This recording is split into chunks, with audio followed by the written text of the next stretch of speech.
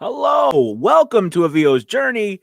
I am live and I'm excited about doing this stream because, I get this question asked a lot. So, today, what we're going to be talking about, what I want to share with you is ACX and what type of audiobooks should you be looking for?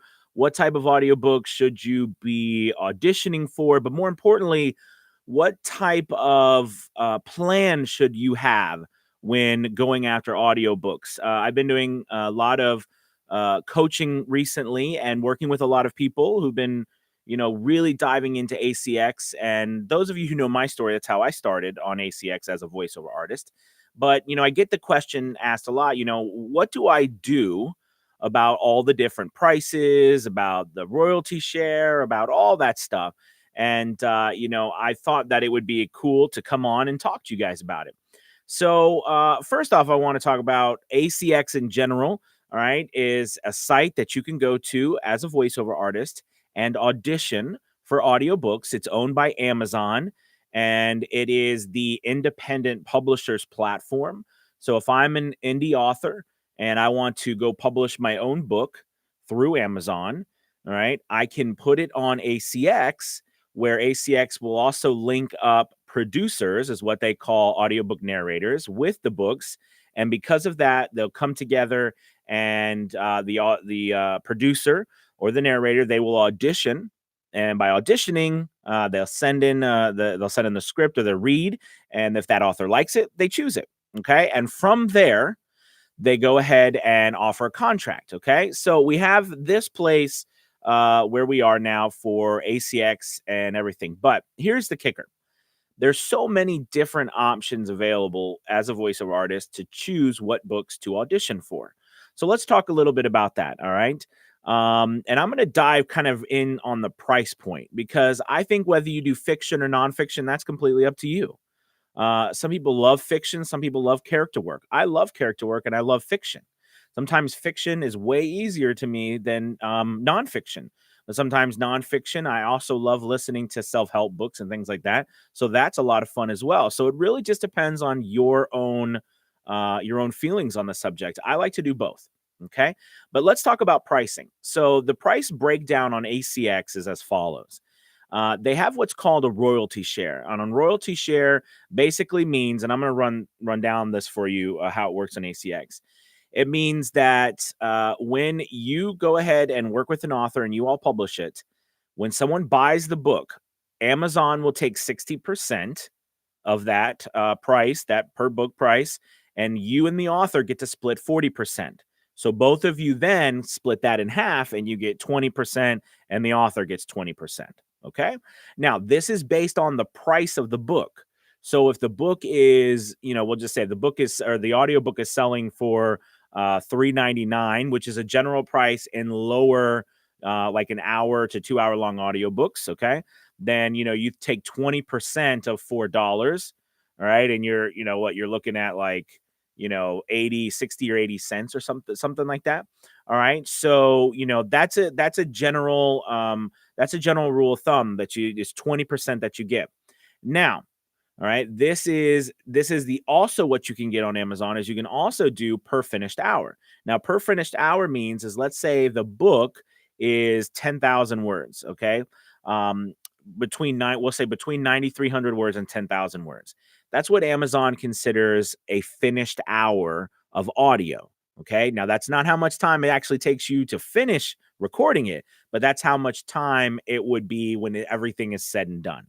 All right. So in this case, it's, an hour of finished audio, and they decide to break it up into different segments and offering you money. So the first segment is $0 to $50 per finished hour. Now, I want to go out on a limb and say that, like, for me, it usually takes 2 to 3 hours per finished hour. If you're just starting out, it might take you longer. Okay. But for me, it's about, 2.5 hours or so per finished hour. But I've been doing this a while and have done a lot of books. So if you're just starting out, you probably want to err on the safe side and say it's going to take you 3 to 5 hours. Now, that includes you narrating. That includes you editing, mastering, formatting. You got to do it all. Then you got to upload it, get it approved and everything. But that's how many hours you want to bet on per finished hour. But as they pay per finished hour, PFH. So the first section is from $0 to $50, and they can charge anything in between, or they can say, I'm going to give you $25 per finished hour. All right. The next one, I believe, is like 50 to 100. Then it's 100 to 200, and then it's 200 to 400, and then I think it's a 400 to 1,000. All right. So those are the places that, you can charge per finished hour, and you have that option on ACX, right? There's also a new thing that ACX created, and that's the Royalty Share Plus, which I really love. So what it is basically is that you get royalty share. By the way, if I hadn't mentioned it, royalty share lasts for 7 years. It's not forever. Your royalty share lasts for 7 years. So when you sign up for royalty share and you get the contract, as soon as that goes live, you get 7 years of those rights. Once those 7 years are up, it goes back to the author completely. Okay. But anyways, so the royalty share plus is really cool because what was happening was a lot of indie authors couldn't afford to pay people $200, $300, $400 per finished hour, right? Because on a 10-hour long book, if you charge $300, that's $3,000. And if you're just starting out as an author, that's, they don't have that kind of money. But maybe let's say they had $500 and all they could offer you was that $500, but they had one other thing. They had the rights to the royalties for the next 7 years as well. So Amazon created this thing where you can do both. You can charge per finished hour and charge royalties. So like I said, let's say that author only had $500 for that 10-hour long book, but they also had the royalties. So they're going to give you $50 per finished hour and 7 years of royalties. And that's under Royalty Share Plus. All that is available on ACX. Okay. All right. So we've covered the prices, but here's the kicker, because as a audiobook narrator, you want to look at what books are going to sell really well if you are going to do royalty share. And by far the most abundant amount of work out there is royalty share. So there's a great opportunity, but it has to be done correctly, because if you do it wrong, you're going to really get jaded and you're going to be unhappy. Because if let's say you choose that 10-hour book for royalty share, but then once you finish it, which is probably taking you 40 to 50 hours of work, and you put it out there and you're like, I got 7 years, I'm going to kill it. And you sell 2 books and you get $2, you're going to feel really angry, right? So what you want to do is you want to have some criteria to how you shape what you look for on ACX. All right. So let's talk about that. So the first thing that you want to look for really is, what are the rankings? Well, let me back up. I think you need to make a decision on your time. So I'm a big proponent of those people who work with me that know that I view this as a business. This is our business, right? So when you look at something, I look at the amount of time it's going to take me and the amount of investment, because time is money, right? So how much time it's going to take me and how much money that is, and then how much I can expect to get in return. So if I'm going to be compensated up front, right, then it better be the amount of money that I charge, which I charge like $300 per hour right now. That's just me. And it varies. It might be more on like medical stuff, or might be a little less for people that I do consistent work with. But that's around the general number. And that's pretty standard for, standard GVA rates. So, but, I charge $300 per finished hour. However, that doesn't, and if someone's willing to pay that, of course I do my homework and I look at everything, but if it's a new book and it's not been out and it has no rankings, I'm okay with that, because they are paying me that money up front and I'm not concerned about necessarily how well the book sells. I mean, I don't want to do something so horrible I can't do it, but you understand what I'm saying. All right. But the next thing, we're going to be looking at royalty share, because I think starting out, that's a great place to start if you can find the right books. So let's boil this down. The first thing you want to look at, you decided to do royalty shares, you want to look at the time. There's options on ACX where you can divide things up, and ACX got smart about this. So one of those options is the time. You can look for books that are 3 hours and under, and then it goes up from there in increments of 2 to 4 hours or something like that. So let's say that you decide, okay, I like audiobooks, but I don't want to do anything over 3 hours. I want to do everything under 3 hours. Okay, that's great. So you click that, and it's going to show up all the books that are available under 3 hours. And let's say you click royalty share or royalty share plus. That's fantastic. Now, it also has another option on there where you can look at what the rankings are. And this is really important because remember, when you do this in royalty share, you only make money if the books sell. So you want to choose something that's selling really well. All right. So you want to choose a book that is higher up in the rankings.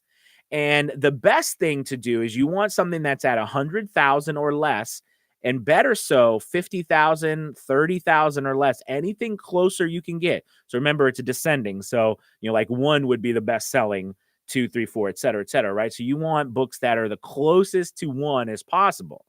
And I would say don't even look at them under 100,000. I mean, over 100,000. Okay. Unless it's for a friend, or something like that. But the point here is you want books that are going to sell. So when you do that audiobook, you're going to make sales. Okay. Now, the next thing is why we chose the amount of time is because, for example, if I spend like if it's an hour, right? The book is an hour long. Let's say it's a guide on how to put a carburetor together. All right. And there's a niche market for, people who put carburetors together and this type of industry. So anyways, and I see that it's selling for, it's at 50,000 Amazon sales rank. And it's an hour per finished hour. So it's going to take me probably three hours to do it, 2 to 3 hours to do it. Okay. So I look at the time, and that's what you want to base it on, right? You want to base it on, okay, if I spend 2 to 3 hours, at over 7 years, I would need to make X amount in order to cover that cost. But that's an acceptable risk. The reason is because I can do that in a night. All right. I can do that in a night or 2 nights. You know what I mean? And have pretty easy, it's not like too stressful. And then I can have rights to that book for 7 years. However, if I go on and do it for 40 to 50 hours, that's a lot of work. And most of us are working full-time jobs. So this is secondary. So we don't have 8 to 10 hours every single day to work on audiobooks. So that means we have to do it at night or different times. So we have a couple hours here and a couple hours there. So that means we're talking weeks of your time to do one book. That's not scalable, nor is it smart, I think, business-wise, right? So I like to choose the ones that are, lower time. Now, there's one other criteria that I want to point out, and this one is real. Well, there's 2 other ones. The first one is the amount of time it's been on ACX. So when you go, it allows you to click a link. So when you're on ACX, it allows you to click a link to go see the book on Amazon, and it will show you when it was published. Okay. It would be great to have books that have been around for at least 6 months to a year or 2. Okay. Because that means that they are established. And if they have a good sales ranking, that means that they are selling good.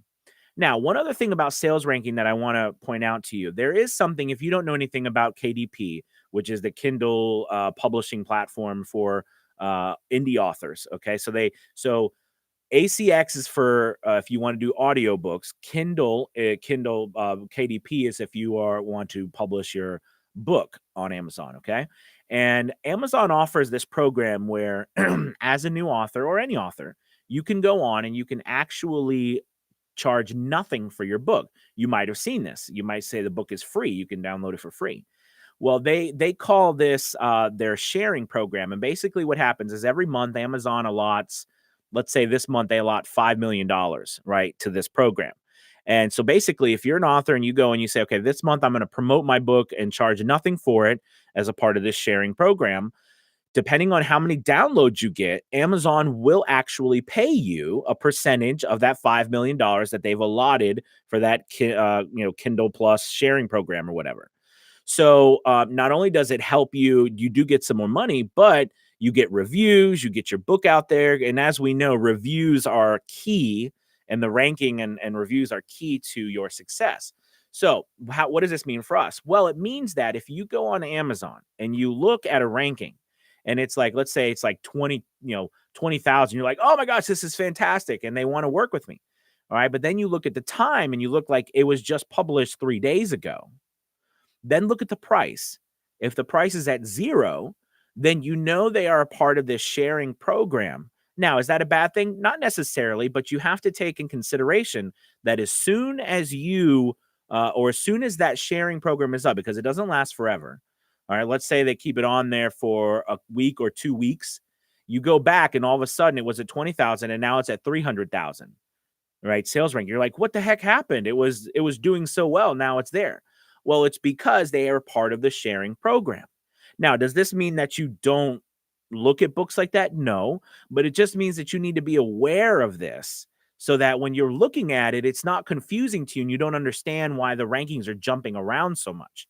That's why it's a really good idea to look for books that have been around a little bit longer, because then you can see they have a track record, which then leads me to reviews. And this is a great thing to look at because there are some things that some books that don't do very well and that are kind of, that are junky. And, because authors or people are trying to scam the system and get books out there to make money, right? I had a situation happen with a fellow voiceover artist as part of my Facebook group, and she had done all of these books. And I felt so bad for her. She'd done like 9 of these cookbooks or something like that. And we don't know exactly what happened, but something was shady with the author or some deal happened and all those 9 books got removed. You know what I mean? And so all that time that she spent on that was taken away from her. And I felt really bad for her. But, as I dove in with her and I looked at it, the reality is that you have to really do some research first. Now, it's all available right there on Amazon. And knowing those little things that I just told you will help. So if you go on Amazon and you look at the reviews, and there are some reviews, first off, there better be some reviews. If there are no reviews, then you know that this is a brand new book, or, you know what I mean? It's not doing any sit. No one's buying it. No one's even looking at it. So you don't really want to touch anything without reviews unless it is a brand new book and they're paying you full price, or you go into it with the full knowledge that, I'm going into this on a whim, right? Just luck. So we're looking for reviews. Also, we're looking for verified reviews, right? We want to make sure that these reviews are verified, meaning that they're not just people that are being paid for. And look, read the reviews. It should only take you a few seconds, right? And listen to what they say. Like if you see reviews like, this book was amazing, I loved it, really fantastic, love this person, like, you got to look behind the line, read between the lines, excuse me. Because if you notice that there's something shady going on, move on. I know it's tough, especially when people want to work with us, we're like, yes, I've been working so hard, somebody. But just because they do doesn't mean it's the right choice. So you make the choices. Some of the things that I think I was fortunate enough in the beginning is when I got this plan together. And by the way, trust me, there's plenty of books out there that fit all this criteria. And excuse me, as you go along, you can make adjustments. You can say, well, in this particular situation, I'll do this, or I really like this one. I think I got a feeling this one's going to make it, so I'll do this one. Do you see what I mean? So you can make your own adjustments. Don't be afraid. But you need to have a rule of thumb that you use going into these books. And you want to also try to, if you can, talk to the author. ACX's platform is very minimal when it comes to communication. You can communicate through their messaging system, but I find I don't like it too much. I'd rather talk to the person on the phone, chat with them over text message, something to where I can get in contact. And ACX does not have one problem with it because it is a free platform, because you have to go through ACX in the end. So it doesn't really matter whether you contact the person or not, right? But here's the thing. Make sure that you do your research. So if you are looking for, from a business standpoint, a wise investment of time, not an overreaching investment of time, and you want to start creating a residual income, all right, that you can build up, that comes in every month, this is a way to do it. Now, I do want to point out something, though. There is no quick way at this. This takes time. This takes a lot of time, because even if let's just go through the process I want to go through the process with you of how long it actually takes. When you finish the book, let's say you do a book and it takes you a week and you submit it. Well, first you got to submit 15 minutes of the book first for the author to approve. Once they approve, they come back. If they're fast, they'll do it in a day or two. Okay. So let's say you get that done. Then you finish the rest of the book. So it's about a week and a half now. So you upload all of that stuff, which by the way, we didn't talk about formatting, but we can save that for a different. I have other videos that you can check out on formatting. Maybe I'll link to those in the subscription. But you upload your stuff, then ACX has to put it through their, well, actually the author then has to approve the whole thing. Then ACX has to put it through their, system of checking it out. So once that's checked out and approved, then ACX creates the page, and that takes another week or two. So, you're talking about a good amount of time it takes, anyway from like an hour book could, end up taking 3 weeks, 3.5 weeks, 4 weeks to actually get up on Amazon.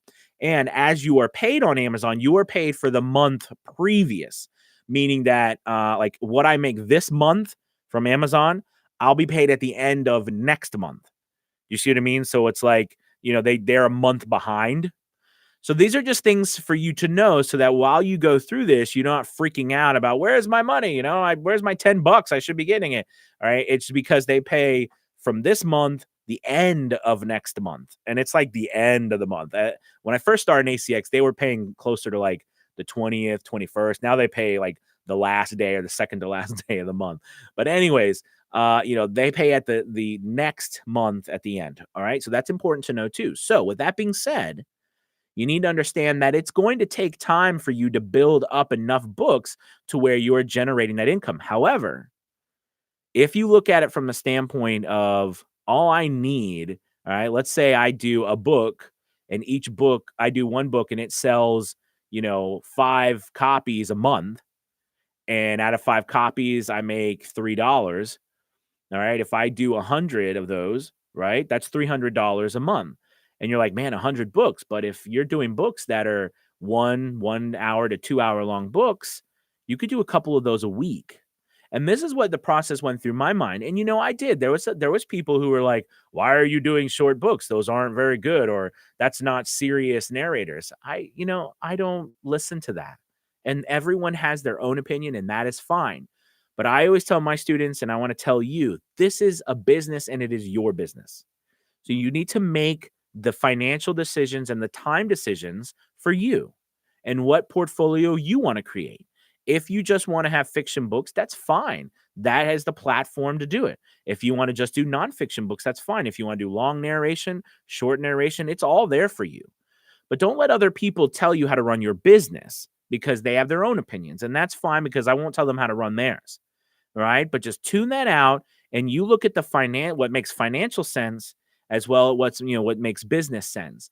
And to me, when I went through and I looked at everything and I judged my time, because at the time I was working a full-time job and then I had, I have a family, so I had to put the kids to bed. So I wasn't starting work until 10 p.m. at night. So I would start at 10 p.m. and I would work until like 2 or 3 in the morning. And this was my own personal choice, of course. All right. And that's how I would do it. And I was doing about 2 to 3 books a week. All right. So I would audition. I'd get these books and I'd pump them out. And eventually they just built up to where now I still make revenue of work I did a couple of years ago. Every month the check comes in because these books sell on their own. I don't do anything. So that's the power of the residual income. But here's the last thing, and I'm gonna leave it at because I've been talking for 23 minutes. So thank you for you people who stuck around, by the way. I really appreciate it. The last thing I would say is that, this is, it takes some real effort on your part. It's not easy. And least of all, it's not sexy. Meaning that this is where, when you hear people say you got to work, this is where the work is. Like, this is where the real work is, because this is every single night you grinding it out. However, I can promise you, and I can tell you from experience, that it does make a difference and you will come out the other end with some really awesome stuff. Okay. And a great residual income. All right, you guys, I hope this helps. I know I threw a lot of information out and way longer than I expected to stay on, but thank you so much for watching. Please subscribe if you haven't done yet. Tick the notification bell, share. Also, there's a link down to sign up for my podcast if you're interested. A VO's Journey. We're almost on episode 100. I just finished episode 99 the other day. So super excited about that. And join our Facebook group if you're interested. But other than that, please, like I said, follow and share. So thank you guys so much. Have a wonderful day. Talk to you later. Bye.